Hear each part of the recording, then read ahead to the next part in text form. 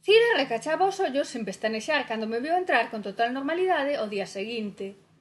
Clara, pola contra, respirou aliviada ao ver que, en apariencia, a súa visión non fora real.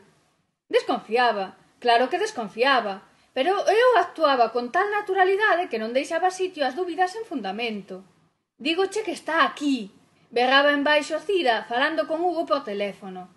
Cira, iso non é posible, insistía Hugo. Dígoche que non é posible. Os outros dixeron que estaba fora. Deixa a liña libre. Ven despois e falamos.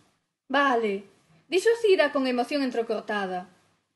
Entrecortada por non conseguir que se detivese o mundo por unha palabra súa. Emocionada por quedar con Hugo despois. A súa estrategia de aproximación funcionaba como a deseñara. Sabía, pensaba, que Hugo a miraba con bos ollos. Tardou en caer. Custoulle chegar a él. Vírao por primeira vez nunha reunión da organización a que ela non estaba convidada. Entrara con medo, temendo que alguén a botase. Contara ca axuda cómplice de Fran. Faláralle do bo que estaba Hugo e do interesante que era. Sal di que entende, pero eu creo que non. O que pasa é que sabe como conseguir o que quere. Non sexas tonta, ven a coñécelo, ofreciulle Fran. Non era que tivese moita necesidade. O que tiña en abundancia era a ambición, e non da boa precisamente. Tal como lle describía Fran, Hugo era o xefe ao que todos lle facían reverencias. Imaxinábase do seu brazo, gobernando, vendo como todos lle obedecían e, sobre todo, vendo como nós lle obedecíamos.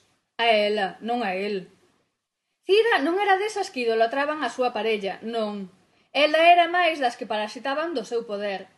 Intentara-o por si mesma, pero faltáballe ese don de xentes, ese embaucar que todo líder debía ter.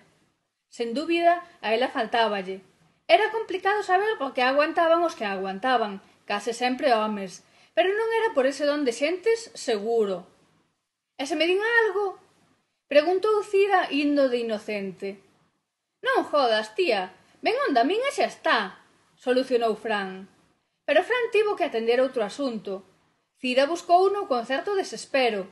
Enfadouse para adentro, razoou. Sentou nunha discreta penúltima fila tratando de comportarse con naturalidade. Non lle foi difícil. Ninguén falaba, ninguén se miraba. E cando fala en gaiola, seguía Fran como se levase comisión. Pero ten moza, non? Preguntou Cira. Sí, e respondiu Fran cun suspiro. Claro, é que tendo moza. Deixou caer Cira con lástima, buscando insistencia por parte de Fran. E tívoa. Fran case non a coñecía. Coñecera de pasada a anterior e non daba acertado a entender como atopar a outra en tan pouco tempo, se o home vivía casi exclusivamente para a organización e a muller non era coñecida no gremio. Cando a viu pareciulle pouco. A anterior non era moito máis, pero esta pareciulle pouco.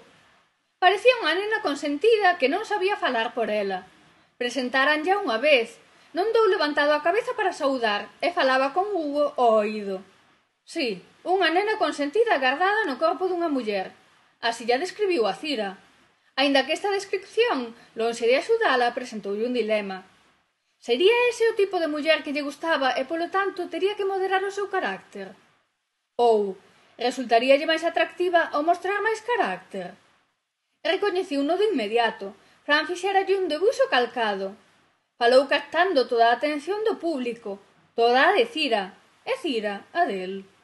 Coñecía a todos, e os ollos case se lle foron sós cara a ela. Como cara a todas as novas, tampouco facía falta ter nada especial. E ti quen és?